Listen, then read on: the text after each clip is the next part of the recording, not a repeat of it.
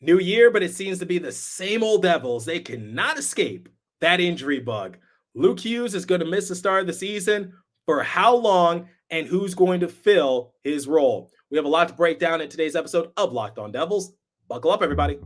You're Locked On Devils, your daily podcast on the New Jersey Devils. Part of the Locked On Podcast Network, your team every day. Hi, this is Bryce Salvador, and you're Locked On Devils with Trey Matthews. Scores! Oh, Stevens stepped up, nailed him. Brodor's got the puck. What a shot. The Devils win the Stanley Cup. Alrighty now, what is up, New Jersey? Welcome back to the Locked On Devils podcast here at the Locked On Network. I'm your host, College Hockey Play announcer, Devils writer of Pucks and Pitchforks, and also part-time credential media member, Trey Matthews.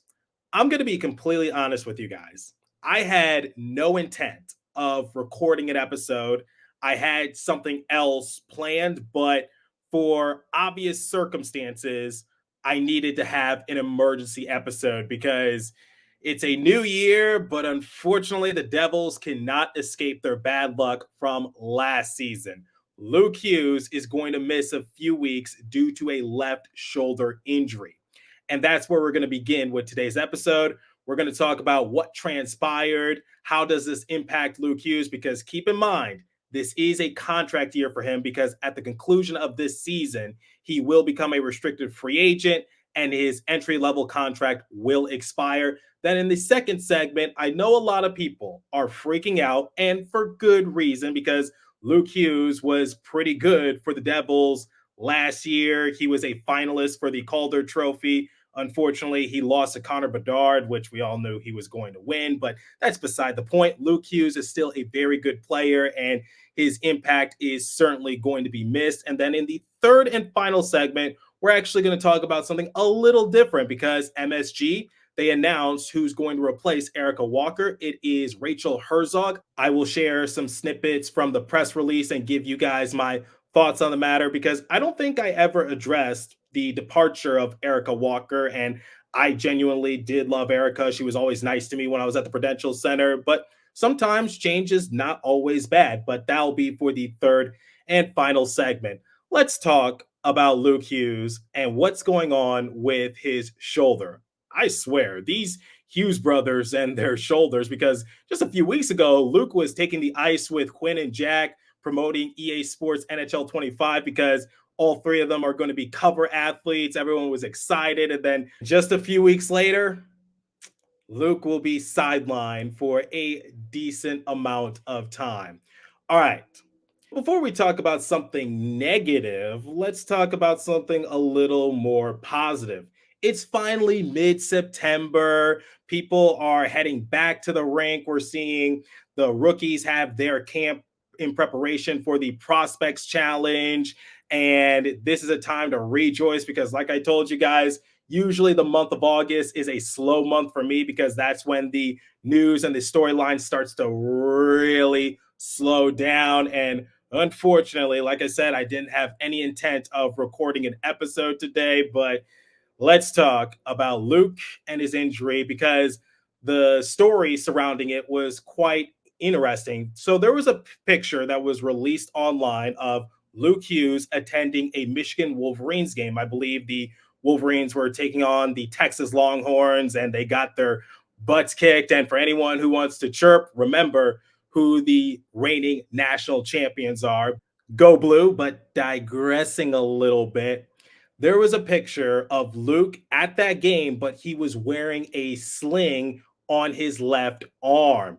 And people were a little concerned. They're like, what's going on with Luke Hughes, including myself, because it's just like, why is he wearing a sling on his arm? Because the Devils didn't release anything saying that he was injured. There was nothing in the news. And I don't want to be like a keyboard doctor and just say, oh, this doesn't look good. He might have done this. He might have done that. Because realistically, I don't really know what happened to him. I'm not at his practices, his training, whatever the case might be. But people were a little concerned, and for good reason. And like I said, people should be happy because now we're having the rookie camp and the prospects are trying to make a name for themselves.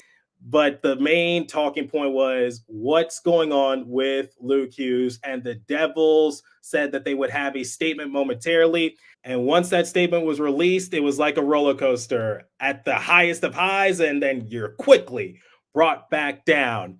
Here was a statement courtesy of the Devils PR team. The Devils announced today that defenseman Luke Hughes suffered a left shoulder injury earlier this month during off-season training. Upon examination by New Jersey's medical staff, it was determined that he will not require surgery. Hughes' recovery time is approximately 6 to 8 weeks. He is in New Jersey for treatment and physical therapy under the guidance of the Devils athlete care staff. All right, that's good news that Luke Hughes does not need surgery. But here's the bad news. According to James Nichols of New Jersey Hockey Now, a 6 to 8 week timeline from September 12th projects Luke Hughes' return to be between October 24th and November 7th. So we're talking about a few weeks after the start of the season is when we'll see Luke take the sheet of ice again to make his debut for the 2024-2025 season. All right, let me state the obvious. This is a big blow for the Devils because Luke was very good for them last season. In his official rookie year, he was one of the finalists for the Calder Trophy. And he was one of the few bright spots for New Jersey. And yes, there were growing pains, but it was quite evident that his future was and still is very bright.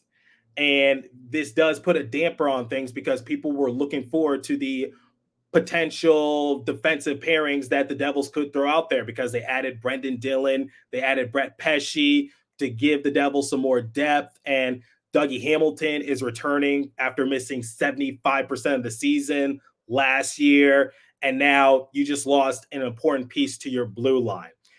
The good thing about this is that Luke is young and he will make a full recovery. I have no doubts about that, but the one thing I do want to say is that when someone returns from a major injury that keeps them sidelined for a good few weeks, it's usually hard to bounce back, especially when the season is already in progression and you have to do a little bit of catching up. Let's look at Luke's older brother, Jack.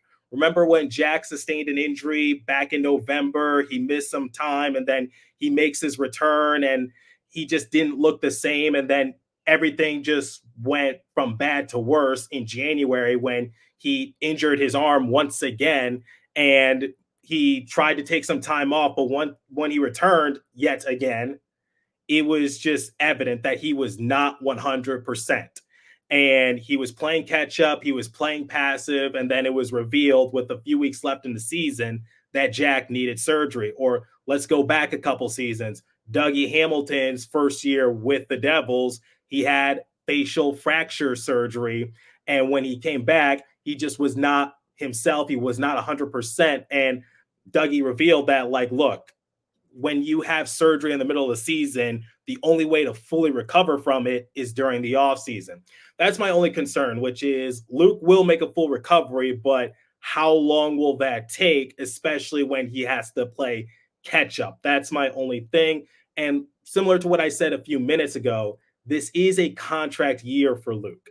And what would that contract look like if he misses a few weeks? And let's just say worst case scenario, just humor me. If he does return, what if he just doesn't have as good of a season as he did last year? That's my biggest thing. But for the most part, I have the utmost faith that Luke is going to make a full recovery, and I think he will have a big impact for New Jersey this upcoming season. And unfortunately, it's just a bump in the road. And similar to what Bill Spalding said when he appeared on this show recently, there are going to be some growing pains, and that's still evident as Luke is entering his second full season in the league. So best wishes to Luke Hughes, but luckily, I know I jokingly said at the beginning of the episode that the Devils cannot escape their bad luck from last season, but they are more prepared for a situation like this. What do I mean by that? We'll talk about that momentarily, but before we continue, let me tell you guys about Indeed. If you need to hire, you need Indeed. Indeed is your matching and hiring platform with over 350 million global monthly visitors, according to Indeed data, and a matching engine that helps you find quality candidates fast. Ditch the busy work. Use Indeed for scheduling, screening, and messaging so you can connect with candidates faster. And Indeed doesn't just help you hire faster. 93% of employers agree. Indeed delivers the highest quality matches compared to other job sites, according to a recent Indeed survey. I've actually used Indeed before. I love it because I've used it to book myself some play-by-play gigs, and listeners of this show will get a $75 sponsored job credit to get your jobs more visibility at Indeed.com/locked on. Just go to Indeed.com/locked on right now and support my show by saying you heard about Indeed on this podcast. Indeed.com/locked on. Terms and conditions apply. Need to hire? You need Indeed. Okay, losing Luke Hughes is not ideal for the Devils. But like I said, they've learned from last year's mistakes. Remember when Dougie Hamilton and Jonas Siegenthaler missed significant time due to injury and the Devils were spread thin in terms of defensemen? Tom Fitzgerald made it a point of emphasis to add more blue liners so that way the Devils have more options and they don't have to turn to Utica to try to fill in those missing pieces. Here are some players to keep an eye out for because similar to what Amanda Stein put out on social media, this kind of opens the door for some other young assets to possibly be given a chance to showcase their skill set because like I said, at the time's recording, right now it is rookie camp for the Devils. Nick DeSimone, when Christy Flannery of the Hockey News appeared on this show, she had nothing but good things to say about Nick DeSimone, and for good reasons. A lot of people forget that DeSimone was actually pretty solid for New Jersey. He appeared in 11 games. He had 2 points, 1 goal, 1 assist. His plus minus was +7, and he had 21 blocks and 14 hits. It goes to show you that if he's given just a little bit of more playing time, maybe those numbers could see a bit of a spike, if you would. And speaking of players that made the most of their minuscule opportunities, let's look at a player that I'm actually quite fond of, and that is Santeri Hatakka. Hatakka appeared in 12 games. He had 2 assists for a grand total of 2 points. His plus minus was +5. He had 12 blocks and 14 hits. Santeri Hatakka is someone that was forgotten about in the Timo Meier trade package, and I've actually spoken to Hatakka in the past, and he has nothing but good things to say about New Jersey. And he did say at one point he does foresee himself being an everyday contributor at the NHL level if he's given the chance. And here's his chance right now.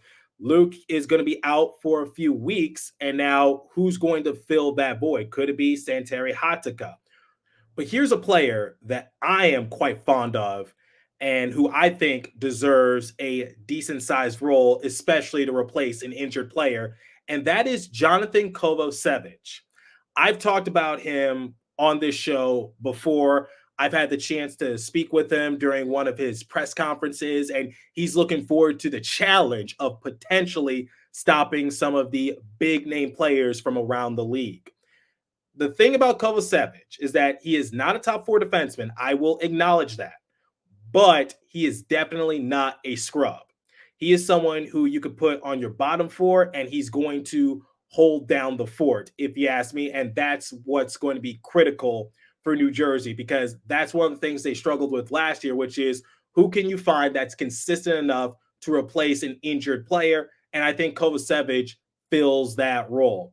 If you need a reminder, Kusamasev with the Montreal Canadiens last season, he had a defensive point shares rating of 2.7, which was first on the Habs, plus minus rating of +11, first on the Habs, blocks 83, 5th on the team, point shares rating 3.3, 8th on the team, hits 75, 8th on the team. Very underrated get for Tom Fitzgerald.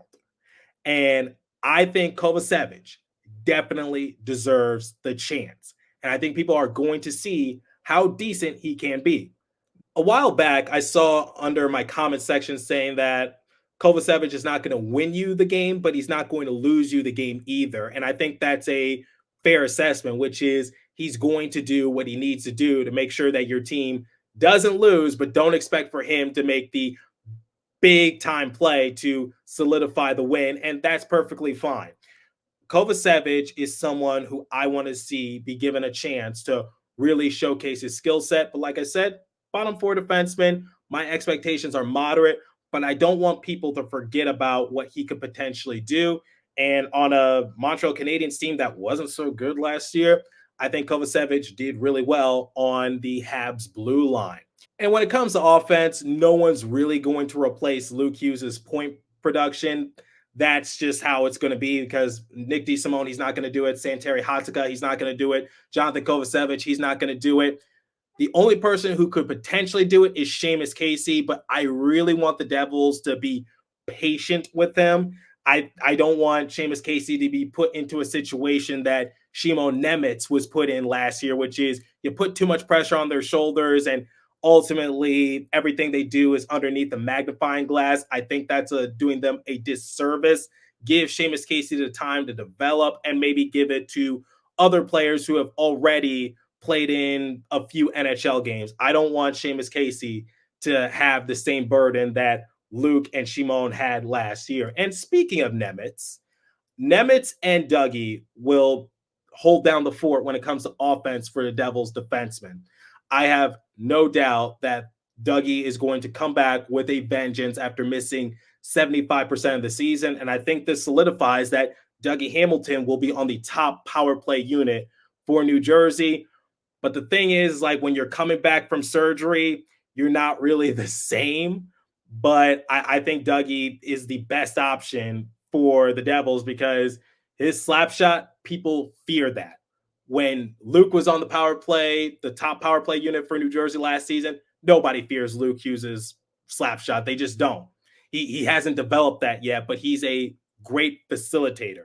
Dougie Hamilton, if he can just regain what he was able to do, which is just let your beautiful clapper go, they'll be just fine. And then Nemitz, I think Nemitz, quite honestly, was very underrated for the Devils last season, dare I say, mostly because he was in the shadow of Luke Hughes. But Nemitz did pretty decent for New Jersey. He appeared in 60 games. He had 3 goals, 16 assists for a grand total of 19 points. He actually led the team in blocks with 105. And he was 4th on the team in defensive point shares with a rating of 1.9. But did you know that? No, because I think Nemitz was very underrated. Now, I got to keep myself honest. As we all know at this point, Nemitz sustained an upper body injury while he was playing for Team Slovakia during an Olympic qualifier game. And the Devils still have not released any information on that injury circumstance. I'm just going to assume that he's okay. I'm not making anything official. I can't make that any more clear. I'm just going to assume, best case scenario, he's all right and he's ready to go. And maybe the Devils, for precautionary reasons, are just trying to make sure that he's 100% ready to go. But I don't really know. I'm just going to assume that he's all good. But I haven't forgot about Nemitz. I know people are concerned, but my final assessment on the matter is that Luke Hughes will be dearly missed. No ands, ifs, or buts about it. No one can really replace him in terms of his offensive production on the blue line, but the Devils still have some other options in Dougie Hamilton and Shimon Nemitz, and they have some solid pieces that could possibly hold down the fort. Really want to see Jonathan Kovacevic. If I said it once, I've said it 1,000 times. And I know Luke is a left-handed defenseman, and the only left-handed defenseman that I listed was Santeri Hatakka. When it comes to Nick DeSimone and Jonathan Kovacevic, both of them are right-handed defensemen. At this point, you just need another body, and I'm just going based on who has the best ability or who has the best track history up to this point. All right, we'll talk about the MSG changes momentarily, but before we continue, let me tell you guys about GameTime. I've actually used the GameTime app before to purchase myself some MLB and NBA tickets. GameTime picks curation makes it easier to save more on sports, concerts, comedy, theater, and more. All-in pricing. Toggling this feature shows the total upfront with no surprise fees at checkout. Seat views. Get a good view from your seat in the app before you buy. The lowest price guaranteed, or GameTime will credit you 110% of the difference. GameTime ticket coverage. Your purchase is covered with the most flexible customer service policy in ticketing industry. Download the GameTime app, create an account, and use the code LOCKEDONNHL for $20 off your first purchase. Terms apply. Again, create an account and redeem code LOCKEDONNHL for $20 off. Download GameTime today. What time is it? It's game time. Okay, we finally know who's going to be the successor of Erika Wachter, and it is Rachel Herzog from St. Cloud State University. Does that school sound familiar? It should, because a few episodes ago, I had Anna Baining on this show. She's an alum of St. Cloud State University, and she was the rinkside reporter for the Beauty League. St. Cloud State taking over, I guess, but here's some information on Rachel Herzog. She is a former D1 hockey player, and she was last in Fargo, North Dakota, and served as a weekend sports anchor and sports reporter. And she's also produced feature stories for her daily newscast and interviewed players and coaches during her coverage of North Dakota high school state tournaments. And she played defense for 4 years following 2 state high school championships in Minnesota. Herzog continued her passion for hockey by joining St. Cloud State University's athletics department, creating video content for the university's men's and women's hockey broadcast, and produced digital content for the university's athletics social media channels. All right. First and foremost, welcome, Rachel Herzog. I'm excited to watch you on MSG. I think she's going to be great with Bill Spalding, Ken Danico, Bryce Salvador, the entire crew. I had Bill on this show recently, and he says that it's always a great environment. They enjoy working with one another. So she's going into a great situation. But I never really talked about Erika Wachter and her departure. We know what happened over the summer. We saw the movement on social media saying, bring Erika Wachter back.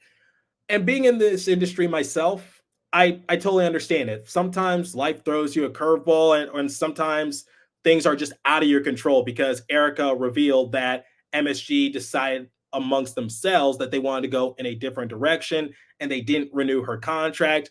I don't really know what happened behind the scenes. I'm not going to speculate on that. I will take Erika's words as to what she said on social media and go from there. I wish Erika the best of luck in her different venture. But the one thing I want to tell you guys is, like, I know some people are upset that Erika Wachter is leaving, and rightfully so. Like I said at the beginning of the show, Erika was nothing but nice to me when I saw her at the Prudential Center, and she's been an inspiration for a lot of female Devils content creators, and you definitely need that. But the one thing I want to say is, like, let's welcome Rachel with open arms, because it's going to be a lot of pressure to fill the shoes of Erika Wachter, and I think Rachel could definitely do it. And the fact that she's a former D1 hockey player, I think that's quite impressive. And as you know, usually when it comes to a color commentator or an analyst, they're usually former players, and Herzog fits the mold.